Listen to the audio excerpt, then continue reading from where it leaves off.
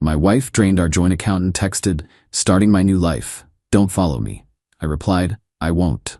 Then I reported the classic car she took with her stolen to the police. The Border Patrol called me 12 hours later. 38 male, woke up this morning to two things. First, an empty space in the bed next to me. Not entirely unusual. Clara, 36, sometimes got up early to do yoga. Second, a text message on my phone, sent at 4:12 a.m.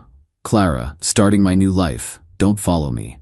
I stared at it for a good minute, the sleep sand still in my eyes. It didn't feel real. It felt like a line from a bad movie.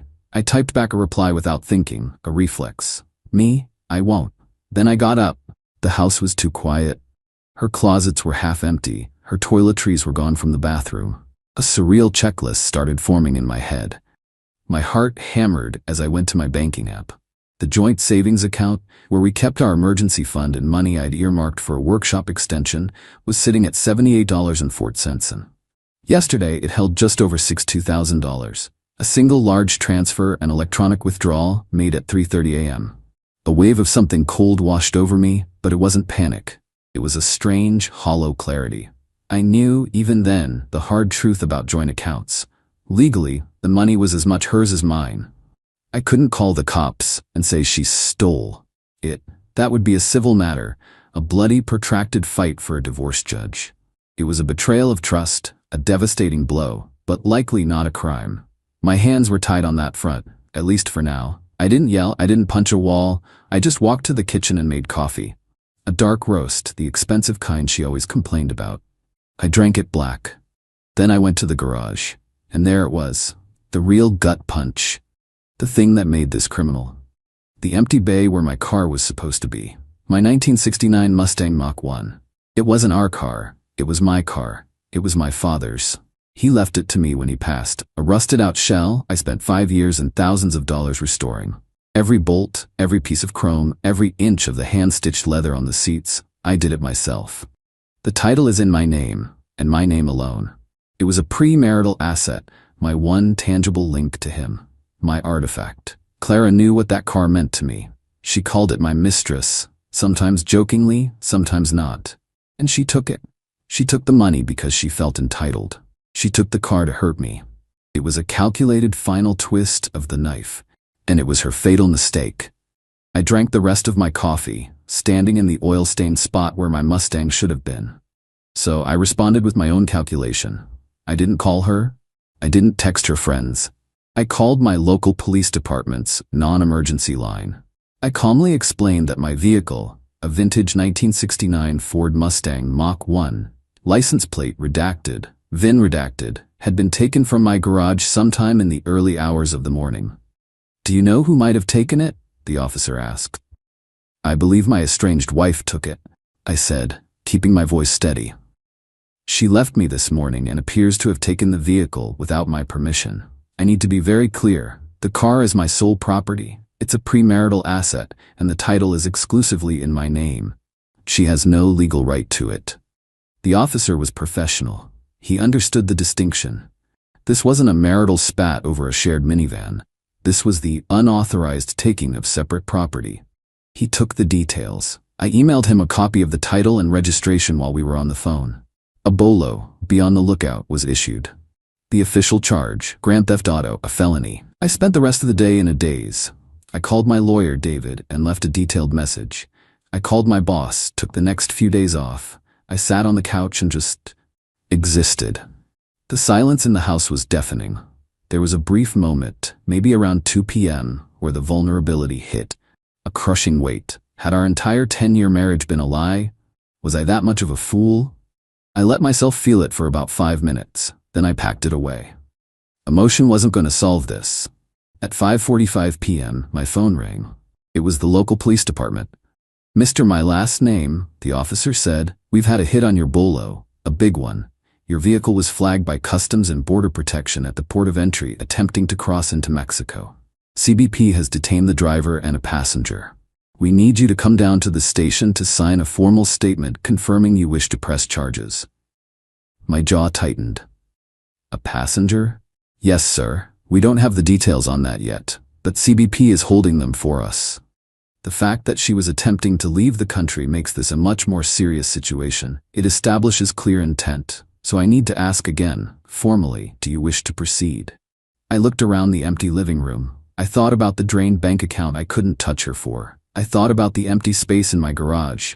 This was my only move, my only path to any kind of justice. Yes, I said, my voice as steady as a rock. Absolutely, I wish to press charges. Update 1. It's been 2 weeks of a special kind of hell. Thanks for the comments and messages. It's validating to know I'm not insane. Here's the rundown. The male passenger was, as I suspected, a guy from Clara's work named Julian. A sales director with slicked back hair and teeth too white to be real. Their plan was to drive my Mustang into Mexico, sell it. A vintage Mach 1 fetches a high price there, legally or not, and start their new life funded by the $62. Because she attempted to cross an international border, Clara was held for a few days before being extradited back to our state to face charges. The DA is not playing around. The charge is grand theft auto, and the fact she was caught fleeing the country makes her a major flight risk. Her bail was set at $50,000. The first call I got, inevitably, was from her mother, Eleanor. "Leo, what is this I'm hearing?" she shrieked. "No hello." "Good morning, Eleanor. To what are you referring?" I kept my voice monotone, just as my lawyer David advised. "Clara is in jail. They're saying she stole the Mustang. You need to go down there and tell them it was a misunderstanding. Fix this right now." "There's nothing to fix," I said calmly.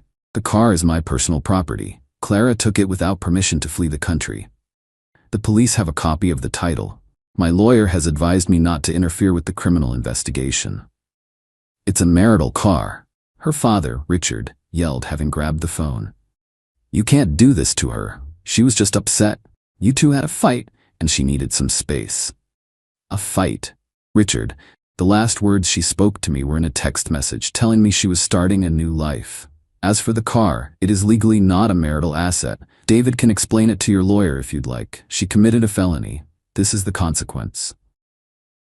The conversation ended with them threatening legal action against me.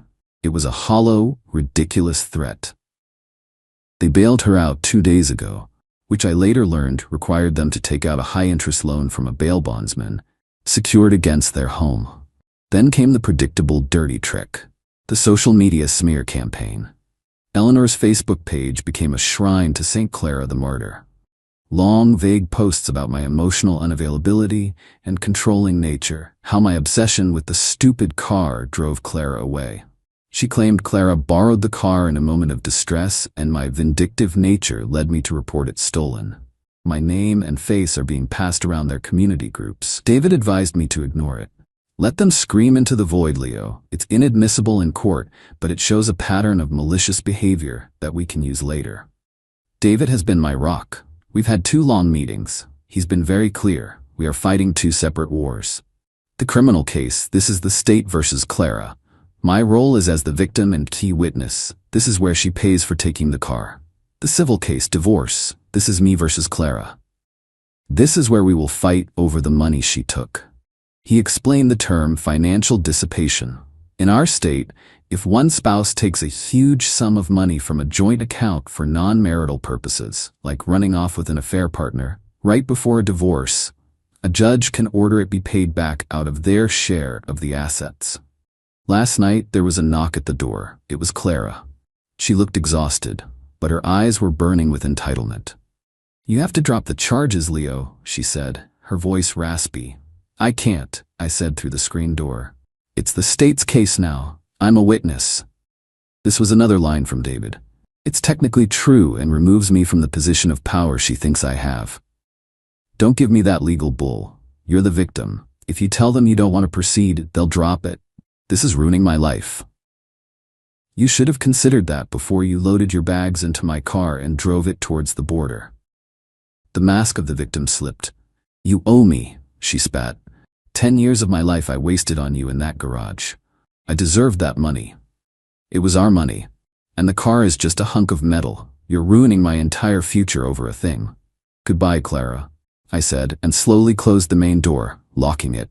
I heard her scream in frustration before stomping back to the curb where Julian was waiting in a cheap rental. I'm filing for divorce this week. This is just the beginning, and I get the feeling it's going to be a long, ugly road. Update 2. It's been 8 months. 8 months of the slow, grinding, and soul-crushing churn of the legal system. Anyone who thinks justice is swift has never been through it. Clara and her family tried their next brilliant move about 6 months ago, filing a restraining order against me. The filing was pure fiction, claiming I was harassing her and that she was in fear for her life. They twisted my one calm conversation at the front door into a series of veiled threats. The hearing was a joke. David let her and her lawyer present their case. Clara cried on the stand, her mother testified, then David simply presented the facts. Clara's own text message, my complete lack of contact, and the fact that the only post-separation contact was initiated by her when she came to my house after being bailed out of jail for a felony. The judge was a sharp older woman who didn't suffer fools. She dismissed the TRO with prejudice, meaning they can't file it again, and admonished Clara's lawyer for bringing a frivolous and clearly vindictive action before her court. It was a small victory, but it felt good. The divorce proceedings are a slog. They are fighting everything. Their angle on the money is that it was a verbal gift from her father, which she was simply reclaiming. Of course, there's no proof. We, on the other hand, have years of bank statements showing the deposits from my bonuses that funded the account. The discovery process is tedious, swapping financial documents, scheduling depositions. Julian, the affair partner, stuck around longer than I thought. His loyalty lasted right up until David's office served him with a subpoena to be deposed in our divorce case. 2 weeks later, his lawyer informed us he would be pleading the Fifth and had moved out of the apartment he was sharing with Clara. He wasn't willing to perjure himself for her, nor was he interested in being legally entangled in her mess. She's been alone for the last 3 months. I finally got the Mustang back from the impound lot in December. It took almost 6 months. It sat in an evidence lot, exposed to the elements, while the legal motions played out. It was heartbreaking to see. There's a new dent in the quarter panel. The clutch is shot from her driving it like a maniac, and the interior smelled of stale cigarettes and cheap perfume. I found a crumpled receipt from a gas station a few miles from the border crossing, time-stamped at 4:55 a.m. on that morning. The disrespect of it all.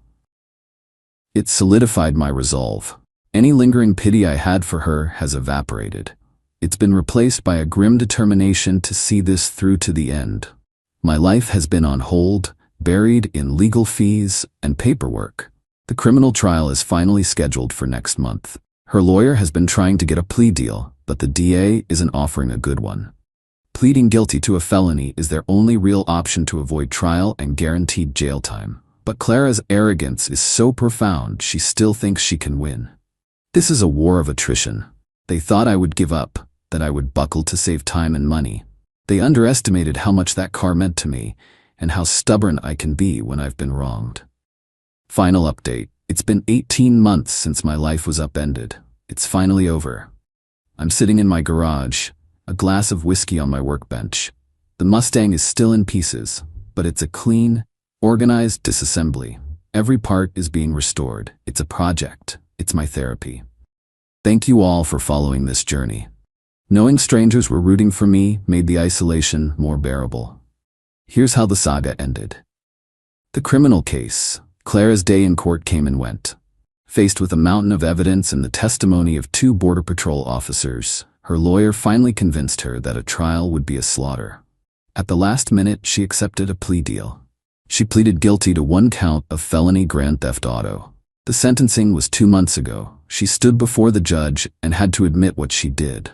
She was sentenced to 5 years of supervised probation and 200 hours of community service. The judge also ordered her to pay restitution for the full cost of the impound fees and the damage to the Mustang, which came out to $8,450. The felony on her record is the real-life sentence. That mark will follow her forever. The divorce and the money. The divorce was finalized last month after a brutal 2-day trial. The judge was the same one who had thrown out her restraining order. She remembered Clara. Our lawyer David methodically proved the source of the funds in the savings account. He proved Clara's adultery with the deposition from a former colleague. He proved her malicious intent with the details from the criminal case. The final judgment was devastating for her. The judge ruled that the $62,450 she took was an act of egregious financial dissipation. The divorce decree awarded me the house, my entire pension, and a money judgment against her for the full $62,450 she took. The reality of justice. So on paper, I won. Completely. Clara is a convicted felon on probation and owes me a total of $70,900, $62,450 plus $8,450. But here's the reality they don't show in movies. That $70,900 is a judgment, not a check. It's a piece of paper that says she owes me.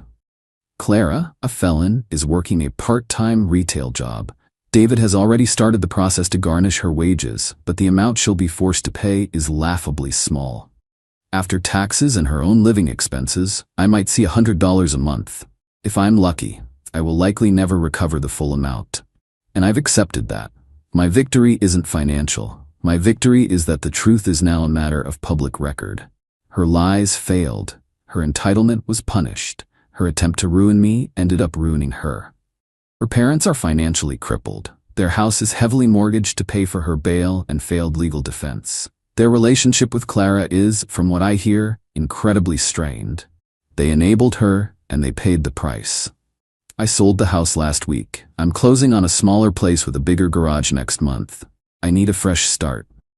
Working on the Mustang, bolt by bolt, has been the most healing part of this. Taking something broken and methodically making it whole again. It won't be the same car it was. It will have scars and I'll know the story behind every one. But it will be stronger. I don't feel elation. I don't feel joy at her downfall. I just feel quiet. The world is back on its proper axis. She made her choices, and I simply refused to let her escape the consequences. I didn't have to be a hero or a monster.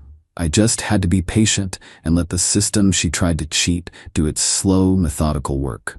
It was a long, hard road, but I'm finally on the other side. And I'm free.